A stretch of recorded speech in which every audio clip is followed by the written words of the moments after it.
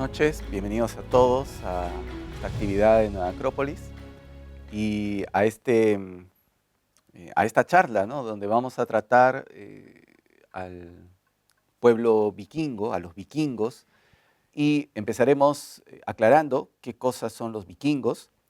Como hoy en día está habiendo una gran difusión a través de series, han habido películas donde aparecen los vikingos, aparecen sus dioses, y pareciera ser que el tema de la mitología, lo que se llama la mitología nórdica, resulta tener una fascinación muy especial. Y a pesar de que han pasado muchos siglos, sin embargo, hasta ahora todavía sigue ejerciendo una influencia en nuestra sociedad como motivo de inspiración, de películas y, en fin, de ideas que giran en torno a lo que manejaron este pueblo que fueron los vikingos. La palabra vikingo, ¿no? Viking, eh, la etimología no es clara, el origen, pero algunos estudiosos consideran que probablemente venga de una palabra más antigua que significaría villa o villorio, es decir, un lugar donde vivían digamos, en estos pueblos. Otros consideran que el término significaba algo así como un navegante que comercia y que a la vez saquea ciertos lugares. O sea, en otras palabras, un pirata. Y quizás esa es ya prácticamente la definición, ¿no?, que uno puede entender por el actuar que tuvieron los vikingos, de entenderlos como piratas, ¿no? Es decir, ellos eran grandes navegantes, llegaban a las ciudades, las ocupaban y saqueaban digamos, esos tesoros. Entonces, ese es, digamos, un tanto el origen del término. Ahora, los orígenes de estos pueblos, que los vamos a encontrar en la parte norte de Europa, en lo que es Escandinavia, donde está, por ejemplo, hoy actualmente Noruega, Suecia, Finlandia, Islandia. Su pasado lo encontramos en los pueblos germánicos. Entonces, la Germania era una zona que hoy día ocupa una buena parte de Alemania, que ya era conocida desde época romana y cuyos descendientes más adelante van a ser estos pueblos también nórdicos. Por eso parte de la mitología germánica es muy semejante a la mitología de los pueblos nórdicos, de los vikingos. Entonces se emparenta muchísimo ambos pueblos. Y bueno, nosotros conocemos a los vikingos quizás por este rasgo de conquistadores, de violentos, de guerreros sin piedad y un poco como de salvajes y de bárbaros. Y esto contrasta con las ideas que ellos manejaban, las ideas que ellos tenían. Hay que tener en cuenta de que conocer el pasado es muy difícil. Juzgar a un pueblo desde nuestra posición actual, considerando la gran distancia. Imagínense, estamos hablando de un pueblo de hace cerca de 1000 años, y tratar de entenderlo con nuestra mentalidad no es sencillo, y no siempre conocemos todo lo que ellos hicieron o todas las características que tuvieron. O sea, es complicado. Y, digamos, un testimonio que ha quedado de ellos ha sido su mitología, que tampoco la tenemos de fuentes directas. Lo que conocemos de los vikingos fue a partir de las narraciones que hicieron los romanos, ¿no?, como conquistadores. Después los cristianos que llegaron a estas zonas y cristianizaron a todos los pueblos nórdicos. Entonces, las fuentes directas no las tenemos, sino tenemos fuentes indirectas que cuentan cómo habrían sido estos pueblos. Y de esas fuentes indirectas hay un texto que sobresale, hay un texto que se considera, digamos, el más importante, un grupo de textos, que son los Edas. Los Edas son las narraciones de la historia de los pueblos nórdicos, y en estos Edas hay dos obras, ¿no? Está el Eda Mayor y el Eda Menor. El Eda Mayor es un texto anónimo, no se conoce el autor, que está escrito de manera poética, está escrito en versos. Y el Eda Menor es un Eda escrito en prosa, por un poeta islandés, ¿no? Snorri Sturluson. Él escribe no solamente la historia o la mitología nórdica, sino que también una serie de reglas de cómo se debe escribir la poesía. Porque si hay algo, y esto es un primer rasgo que vamos a ver dentro de los nórdicos, que ellos eran un pueblo que tenían, digamos, la forma de transmisión del conocimiento no era a través de los libros. Si bien no se llegaba a través de los libros, la forma más importante de transmisión era la oral. Él habla. Y esto también lo vamos a encontrar en otros pueblos europeos, como eran los celtas, ¿no? También que consideraban que la forma más elevada de hablar, la forma correcta de hablar, era la poesía. Y los personajes más importantes dentro de las sociedades, o uno de los más importantes, eran los poetas. Lo mismo encontramos en los nórdicos. También ellos consideran que la poesía es la forma más elevada de poder expresarse. Porque ellos decían de que los dioses, sus dioses, hablaban poéticamente. Y la forma más directa de transmisión era justamente a través de la palabra. Entonces el poeta era una especie de intermediario entre el mundo de los dioses y los humanos. Era una especie de sacerdote que conectaba esa realidad metafísica, esa realidad espiritual, y la comunicaba a los humanos. Ahora, ¿por qué la poesía? Porque esto no es un caso exclusivo de la mitología nórdica. Porque se considera que la poesía, al usar figuras metafóricas, al usar imágenes, al no hablar de una realidad concreta, puede hablar de una realidad simbólica, de una realidad invisible. Cuando nosotros nos queremos referir, por ejemplo, a situaciones que no son divinas, pero imagínense las emociones. Cuando nosotros queremos hablar de las emociones, entonces la forma, digamos, más perfecta de hablar de una emoción bella siempre va a tender a caer en un lenguaje que tiende a lo poético. Usar alguna metáfora, alguna imagen, porque eso es justamente lo que hace la poesía. Usa imágenes. Al no poder describir algo invisible, usa una imagen, ¿no? Para que por analogía uno intuya lo que se quiere decir. Y en la poesía era así. Entonces la poesía que se usaba en las mitologías, recordemos que Homero, hablando de los griegos, era poeta, Hesiodo era poeta, estaba la poesía céltica, está la poesía nórdica. En la India también encontramos, ¿no?, el Majábharata, una de las obras más importantes, es un poema. O sea, todos los grandes textos religiosos tienen no solamente un contenido espiritual, sino tienen una belleza estética, una belleza literaria, y usan la poesía como un medio para transmitir verdades que no se pueden comunicar con un lenguaje simple, con un lenguaje cotidiano. Entonces, por eso los poetas eran tenidos en alta estima entre los pueblos nórdicos. Entonces, los Edas, el Eda mayor, estaba escrito de forma poética. Esto estimulaba también la imaginación de quienes escuchaban, ¿no? Despertaba la intuición, porque para entrar en contacto con un mundo simbólico, con un mundo divino, no podemos entrar por medios racionales. Necesitamos imaginar, necesitamos intuir. Y los Edas justamente por eso trabajaban en base a lo poético. Sus dioses, se supone, hablaban de manera poética. Entonces era un don que ellos tenían. Esto hacía de que se considere que los vikingos y en general los pueblos nórdicos hayan sido guerreros poetas. Y su visión de la vida haya sido poética también. Es decir, se trataba de que la vida misma también tenga un sentido simbólico. No solamente hacer lo que uno hace, sino que ese acto tuviese una significación, una trascendencia.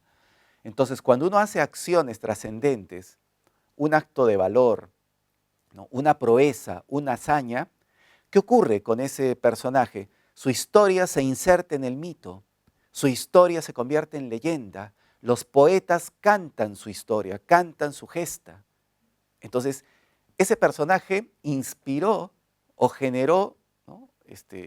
Digamos, un tipo de actuar poético. Fue tan inspirador que obviamente la única forma de referirse a él es a través de los poemas.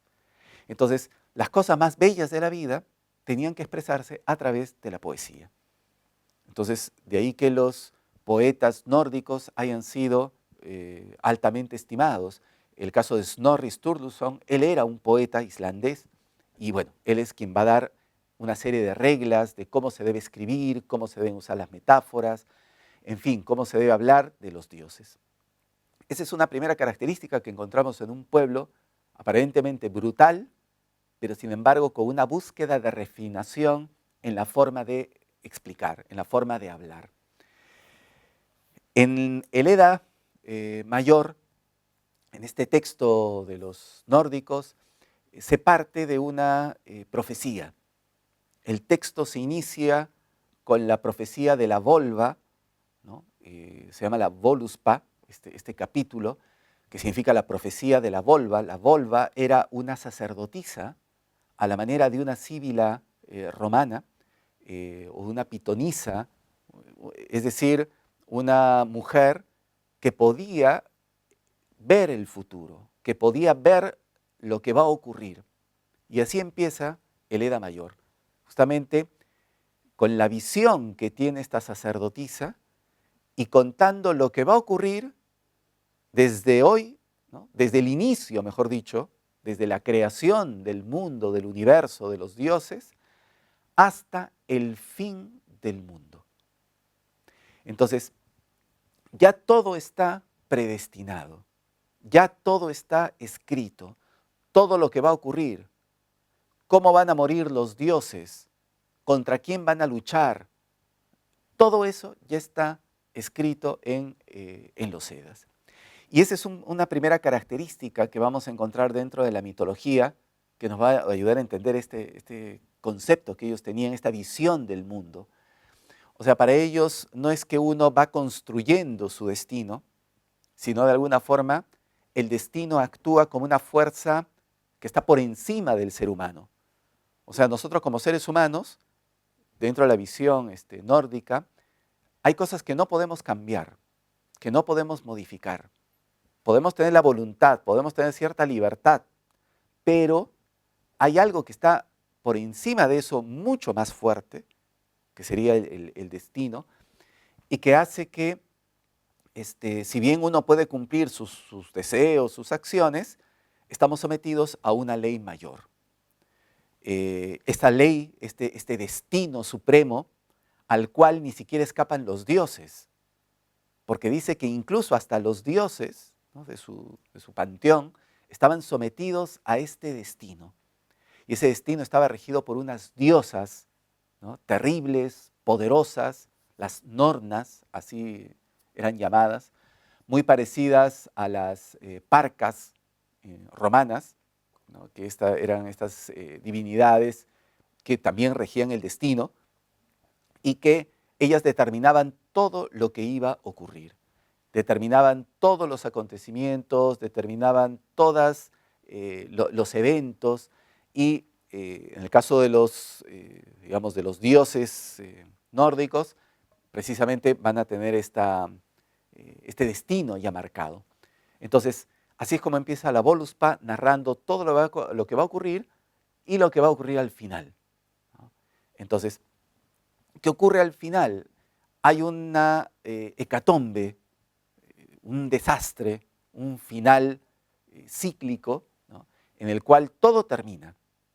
Todos los dioses mueren, todos los seres humanos mueren, el mundo y el universo se sumergen en una especie de caos, un gran lobo tragará a la creación y desaparecerá para luego surgir. Y esta es una concepción cíclica de la historia, es una concepción cíclica de la vida. Es decir, hay un proceso de nacimiento hay un momento de destrucción y de esa destrucción surge otro mundo diferente, mejor que el anterior o como una superación de la etapa anterior.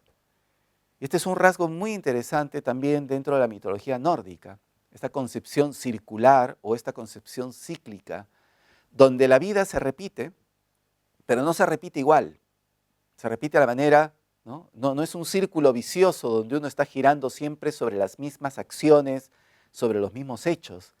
Es un espiral que asciende en un camino de evolución. Y ese es un aspecto interesante justamente de la mitología nórdica, porque si bien el mundo termina, cuando vuelve a empezar, no empieza como lo hizo en el ciclo anterior. O sea, ya hubo un avance, hay nuevas conquistas, hay nuevos logros. Entonces, siempre se está avanzando hacia algo superior. Siempre se está conquistando un peldaño más dentro de la evolución. Y ese es otro de los rasgos fundamentales dentro de la visión de los nórdicos. Y ellos, bueno, consideraban de que ya este destino, aparece el mundo, aparece el universo, aparecen los dioses. Y lo que habíamos dicho hace un momento, se consideraba que los dioses nórdicos no eran inmortales. En la mitología griega y en casi todas las demás mitologías, en la romana, en la hindú, los dioses son inmortales, gozan de eterna juventud, son bienaventurados, desconocen el dolor, desconocen la miseria, desconocen lo efímero del tiempo, siempre están y siempre perduran. En la mitología nórdica encontramos una variante. Los dioses conocen el dolor, los dioses están sometidos a un final. Pero se considera que si bien comparten esa condición con los seres humanos, porque obviamente nosotros como seres humanos también en nuestro proceso de vida vamos a conocer la ciclicidad, esa repetición donde las cosas se vuelven a dar una y otra vez, donde nosotros volvemos pero no somos los mismos, siempre vamos avanzando también de alguna forma, donde no podemos excluirnos del dolor, vamos a sufrir. Entonces, ese mismo destino también lo comparten los dioses nórdicos. Pero acá viene justamente la figura de uno de los dioses que vamos a tomar como modelo, que es el dios Odín, uno de los más importantes, ¿no?, conocido como Wotan en la mitología germánica, ¿no? Odín. Este dios también, su naturaleza obviamente es morir. Él sabe también lo que le va a ocurrir, sabe cómo va a morir al final de los tiempos. Entonces, pero es un Dios que tiene una característica, es un Dios que está buscando la sabiduría, quiere saber. Es decir, no conoce todo, necesita saber. Y esa necesidad de saber lo moviliza para ir a buscar las respuestas a las preguntas que él tiene. Entonces empieza una serie de aventuras de Odín y una de ellas es precisamente cuando él va a beber, justamente en la búsqueda de la sabiduría, le dicen de que tienen que ir a buscar a un gigante, ¿no? Dentro del mundo de los dioses había un reino de los gigantes, ¿no?, una dimensión de los gigantes, era el reino de Jotunheim. Ahí vivían los gigantes. Y había un gigante que decían tenía los secretos de la sabiduría. Y que ese gigante, ¿no?, poseía esos secretos de la sabiduría porque custodiaba un lago, unas aguas, que aquel que pudiese beber esas aguas sería poseedor de esa sabiduría. Entonces Odín, por su necesidad de saber, se dirige al reino de los gigantes, al Jotunheim, a buscarlo a Mimir, a este gigante. Lo encuentra efectivamente custodiando el agua y le pide beber, ¿no?, beber del agua de la sabiduría. Y Mimir le pide un sacrificio. Le va a conceder el deseo, pero algo tiene que dar Odín. Y Odín entrega su ojo. él entrega un ojo. Por eso en las narraciones que hablan de Odín, y probablemente en algunas series que hayan visto de los vikingos, aparece Odín tuerto, porque él entrega su ojo a cambio de beber el agua de la sabiduría. Entonces dicen que deposita su ojo, bebe el agua, y cuando ve el agua, ve todo lo que va a ocurrir. Pero es algo interesante porque dicen que no solamente ve lo que va a ocurrir, sino que él entiende por qué tienen que ocurrir las cosas de una determinada forma. Él entiende el dolor, entiende el sufrimiento, entiende por qué se tiene que llegar al final y entiende de que no puede cambiar eso, de que ese destino se va a cumplir de todas maneras, de forma inexorable. Entonces, eso es lo que él obtiene con esa visión. O sea, sabe lo que va a ocurrir, pero no lo puede cambiar, no lo puede detener. Entonces, bueno, eso es una primera conquista que logra Odín. Y acá vemos un rasgo importante, ¿no? En este hecho, fíjense, de saber lo que va a ocurrir, pero no poder cambiarlo. A veces en algunas películas también se ha ilustrado esta situación, ¿no? Si alguien tuviese este poder de evidencia, de visión a futuro, saber lo que va a ocurrir, pero no poder cambiar, ni mover, ni un detalle, obviamente puede producir un dolor tremendo. O sea, si yo sé que una persona va a morir de una determinada forma, pero a la vez me entero de que no puedo cambiar eso, imagínense el dolor con el cual uno va a vivir, con el cual uno va a cargar. Entonces, esa sabiduría que bebe Odín es una sabiduría que tiene un peso.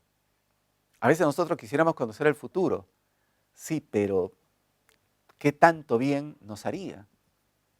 No vaya a ser que por ahí sea como en el caso de Odín, no lo puedo cambiar, no lo puedo alterar, ¿no? Entonces, él tiene que convivir con eso. Pero vamos a ver después cómo es que sobrelleva ese peso enorme, ¿no? de saber el destino de todo y no poder cambiarlo, no poder hacer nada. Entonces, bueno, esa es una de las aventuras que tiene Odín. En otro momento, también él se cuelga de un árbol, del árbol Yggdrasil. Los nórdicos tenían como símbolo de la vida el árbol. Este es un símbolo también universal. Quizás la versión más cercana que nosotros conocemos es la del árbol de Navidad. Ese árbol en el cual uno lo decora con esferas, con regalitos y le ponemos muchas luces. ¿Qué cosa es este símbolo? ¿No? Que no es propiamente del cristianismo, es un símbolo muy antiguo, es el símbolo de la vida. Porque un árbol, fíjese, tiene una característica, tiene un tronco y tiene muchas ramas, muchas diversificaciones. Entonces se consideraba, y se le llamaba así, el árbol de la vida, porque la vida es una. La vida como concepto, como realidad, es una sola, pero sus formas de expresión son múltiples. Y eso se ve perfectamente de un árbol. Un solo tronco o un solo árbol y sus múltiples ramificaciones. Y de una rama sale otra rama y otra rama y otra rama. Es el símbolo, uno de los símbolos más, ¿cómo diríamos?, más perfectos, más acabados para poder entender la vida. Y además que, fíjese, el árbol tiene una parte que se sumerge dentro de la tierra, donde están las raíces, y una parte que se proyecta hacia el cielo. Entonces decían los nórdicos que esa parte del cielo es el Asgard, donde vivían los seres humanos, el Midgard, la tierra media, ¿no? La tierra del medio, y estaba lo que ocurría detrás, o lo que ocurría dentro, ¿no? En lo profundo, eso que no se ve. Y por ejemplo, ahí habitaban las diosas del destino. Las cosas más importantes ocurrían en esa dimensión interna, en esa dimensión que uno ya no puede ver. Desde ahí se operaba todo. Y es lo mismo que ocurre en un árbol. ¿Dónde está la parte más importante de un árbol, de la vida de un árbol? En sus raíces, en lo que se nutre, en lo que se ancla el árbol, porque si un árbol no se ancla a la tierra con sus raíces, obviamente el árbol se cae, se muere. Pero un árbol anclado, ¿no?, es porque se está nutriendo, ¿no? Y decían que las diosas del destino nutrían constantemente este árbol para que siga vivo, ¿no? Y ahí estaban, ¿no?, alimentando el árbol y combatiendo en esa parte interior a una serpiente, dragón, ¿ya?, que simbolizaba, digamos, que devoraba las raíces. Entonces, en lo interno había una lucha tremenda entre las diosas del destino que alimentaban con agua las raíces y esta serpiente que devoraba las raíces, el defecto de la envidia. Es decir, la envidia es algo destructivo porque atenta contra la vida, ¿no? La envidia, entendida como el desear, ¿no?, o digamos el sentirnos mal por lo que poseen los otros, lo cual es un rasgo del egoísmo. O sea, no nos alegramos de que al otro le vaya bien, más bien queremos que le vaya mal. Y si le va mal a todos, mejor, ¿no? O sea, todos nos arruinamos juntos. Eso dice el envidioso, porque no quiere que otros disfruten lo que él no puede disfrutar. Entonces, ahí estaba, devorando, ¿no?, en las raíces. Y hay esa lucha interna. Entonces, hay una gran batalla en la parte interior. Y esto tiene que ver justamente con la vida. O sea, ellos consideraban por eso que habían cosas, ¿no?, los nórdicos, que hay cosas que el ser humano no maneja, lo cual es verdad. A veces cuando uno dice, cada quien es arquitecto de su destino, es hasta cierto punto correcto, hasta cierto punto, porque hay aspectos de nuestra vida que nosotros no manejamos, que surgen, que aparecen, que uno no lo busca. Hay personas que se cruzan en nuestra vida y uno no lo buscó. El hecho de haber elegido o de tener nuestra familia tampoco lo hemos elegido. Ocurre de alguna manera porque según ellos, hay una fuerza que nos lleva a ese punto. Entonces, hay aspectos que domina el ser humano y hay otros aspectos que no domina. Por eso decíamos que las diosas del destino rigen, ¿no?, y están por encima de lo que pueden desear los hombres y los dioses. Bueno, entonces dice que este árbol, por eso es un símbolo de la vida, dicen que Odín se colgó del árbol, ¿no?, se cuelga de ese árbol y prácticamente hasta quedar exhausto, cercano a la muerte, porque él quería obtener algo más. De las aguas ya había obtenido la sabiduría y la videncia. Fíjense que él deja un ojo y se queda con el otro. Un solo ojo. Él obtiene una visión, ¿no?, que podríamos decir una clarividencia. Una visión ya no de lo físico, sino de lo espiritual, ¿no? Y después quiere obtener otras cosas. Quiere obtener el secreto de los runas, del lenguaje.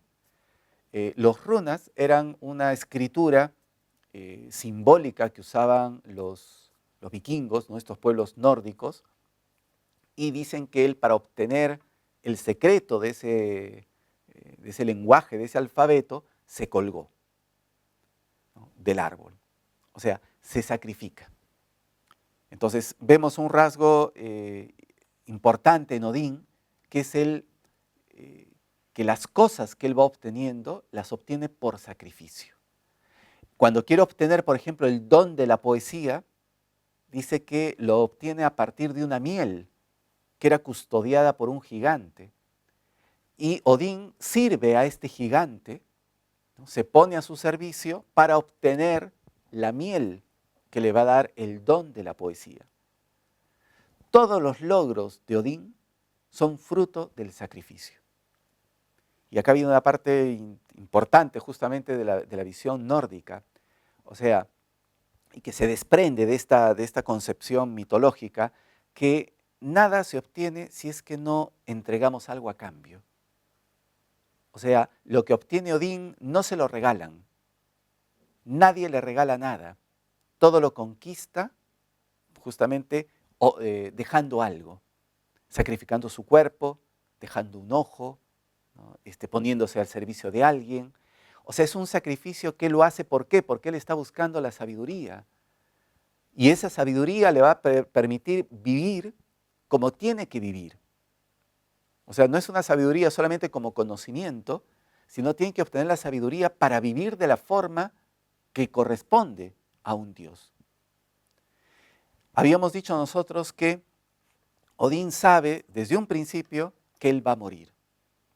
Y cuando, digamos, se dé ese momento, ya se sabe quién lo va a matar. Y se supone que los que mueran, incluso antes de que ocurra este gran final, el Ragnarok, irán a vivir con él, ¿no? Dice que Odín vive en un palacio que se llama el Valhalla, ¿no? Que es justamente el tema de la charla también, ¿no? Está en el título de la charla, ¿no? El Valhalla, que es un palacio que queda en el Asgard, que es el mundo de los dioses, y que es el hogar de los valientes. Entonces, ¿quiénes iban al Valhalla? Aquellos que eran valientes. Era un paraíso de valientes. Entonces los guerreros, porque era una época, para entender, porque a veces nosotros pensamos que, bueno, a la gente le gustaba pelear porque le gustaba pelear.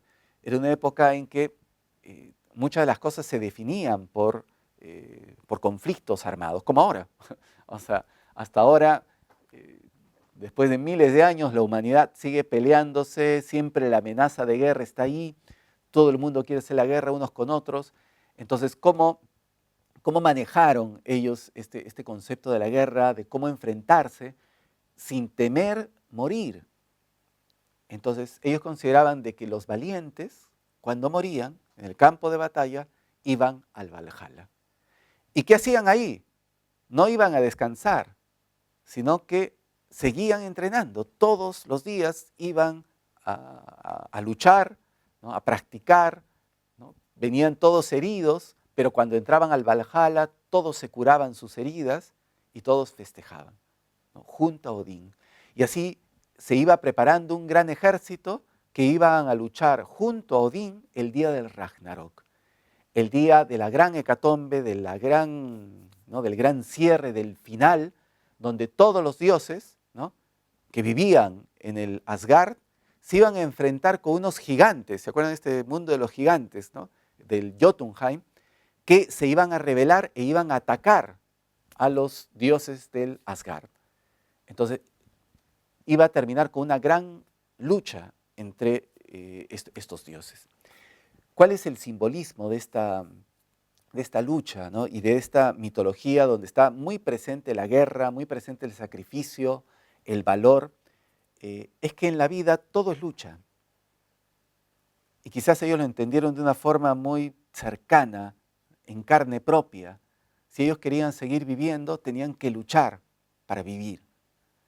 Entonces, la guerra se convirtió prácticamente en algo que había que llevarlo a una categoría mítica, ¿no? De tal forma que les pudiese dar la fuerza para poder convivir en una sociedad donde la guerra era inevitable y tener el valor también para poder actuar. Entonces, para ellos la guerra constituía un mal inevitable, pero que si había que enfrentar a la guerra, si ese era el destino que había que enfrentar, bueno, hay que enfrentarlo de la mejor manera. Y acá viene justamente, ya cerrando un tanto la charla, lo que significaba lo que podemos desprender de estos conceptos, ¿no? Lo que era la moral heroica, lo que podemos llamar la moral heroica.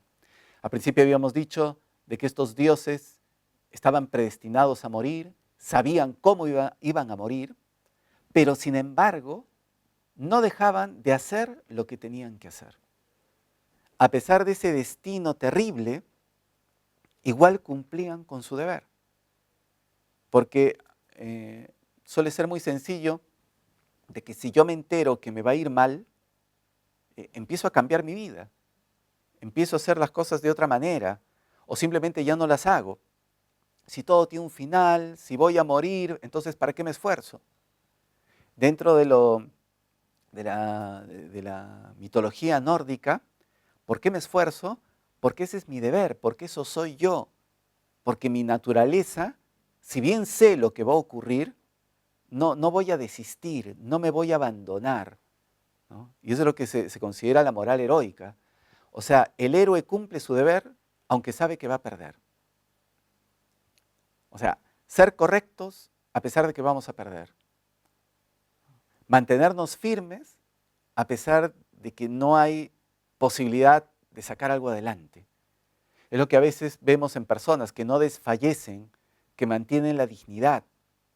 Y esto es algo rescatable también que queríamos de esta charla, porque esa moral heroica hace que uno sea digno ante situaciones que ya no podemos controlar. Como decíamos al principio, hay cosas en la vida que las podemos manejar, pero hay otras que no. ¿Qué se hace ante aquello que no podemos manejar? Como los dioses nórdicos, ¿no? Seguir haciendo lo que uno tiene que hacer. Si yo soy un ser humano, comportarme con los valores de un ser humano, no perder mi dignidad, no transformarme en otra persona, no volverme una persona violenta, no volverme una persona resentida, porque ahora la fortuna me juega en contra. Entonces la dignidad es, me mantengo en medio de todo, a pesar de que sé que no hay solución. Si nosotros recordamos de nuestra historia del Perú, un bolognesi, ¿no?, vive una moral heroica, sabe que no hay salida, pero él tiene un deber. O sea, ¿cómo se entiende una actitud de ese tipo? Porque muchas veces uno dice, pero pudo haber hecho tal cosa, tal otra. Sí, pero él obedecía también a un orden. Él también se debía a ciertas reglas. Y también sabía que no había escapatoria. Entonces, si no hay escapatoria, ¿cómo afronto yo una muerte? ¿Cómo afronto un momento difícil? Sin perder la dignidad. Porque de eso se trata. O sea, no se trata de vivir de cualquier manera. Porque si hay algo que ennoblece al ser humano, es que puede ser digno. Y eso es lo que decían de los vikingos, que cuando les tocaba morir, no se asustaban. Cuando estaban en el campo de batalla, hasta bromeaban unos a otros y se reían, quién iba a morir primero y a quién le iban a cortar la cabeza, y era motivo de gracia. ¿Por qué? Porque la muerte no debería causar un temor. La muerte, ellos la entendían como el desprendimiento de su cuerpo, pero el alma, lo esencial del ser humano, traspasaba la muerte, sobrevivía. Y esa idea aún queda en nosotros. Por eso cuando alguien muere, nosotros, si bien podemos sentir un apego al cuerpo, una vinculación muy fuerte, de alguna forma intuimos de que el que ha muerto aún está ahí. De alguna forma nos siente, de alguna forma podemos llegar a él, ¿no? Entonces, esta idea es algo que está prácticamente en el ser humano, ¿no? La idea de que la inmortalidad existe. O sea, hay algo que está más allá de lo material. Y los vikingos, los nórdicos, se entregaban a esa inmortalidad tratando de pasar esa barrera de la muerte de la forma más digna, ¿no? Y ese es un aspecto rescatable, ¿no? Hoy que vivimos tantas situaciones difíciles, porque ¿cuál es el problema de perder la dignidad? Cuando uno pierde la dignidad, ataca a las demás personas, culpa a los demás, asume una conducta que incluso termina arruinando todo lo bueno que pudo haber hecho, simplemente porque ahora las cosas se le fueron en contra, ¿no? Es lo que a veces llamamos un mal perdedor. O sea, uno puede decir, pero no hay un buen perdedor. No es que haya un buen perdedor, sino que cuando uno pierde, puede enfrentar ese momento con dignidad, con hidalguía, y puede salir adelante, porque eso es lo que permite la moral heroica. La moral heroica permite de que yo en medio de la adversidad sigo moviéndome y puedo revertir esa situación. Si yo tengo una moral donde pienso de que ante el primer obstáculo ya se acabó todo, no hay solución, ¿no?, obviamente no vamos a llegar muy lejos. Entonces, ese era un tanto el mensaje que queríamos, ¿no?, rescatar, ¿no? Y un poco cerrando con el título, ¿cómo conquistaban el Valhalla los vikingos? ¿No? Con esta moral heroica, con esta certeza, ¿no?, de que hay que vivir con una dignidad, hay que vivir con valor, con valentía, enfrentar los retos vengan como vengan, porque si bien a uno le puede tocar un destino difícil, adverso, la grandeza del ser humano está en cómo afronta ese destino, en cómo encaramos esa situación adversa. ¿Y cuál es la forma de dejar la impronta, la huella? Con el valor. Entonces, estos personajes, ¿no?, vencen a la muerte, y no solamente la vencen porque se hacen, ¿no?, inmortales, ¿no?, predicen, digamos, sobreviven, su recuerdo sobrevive, sino porque ellos mismos no mueren cuando mueren. Su figura se hace más grande al momento de la muerte, se engrandecen. Entonces, esa es una forma de vencer a la muerte, ¿no? No temerla y enfrentarla con decisión. Muy bien, ahí quedamos. Muchas gracias por su participación.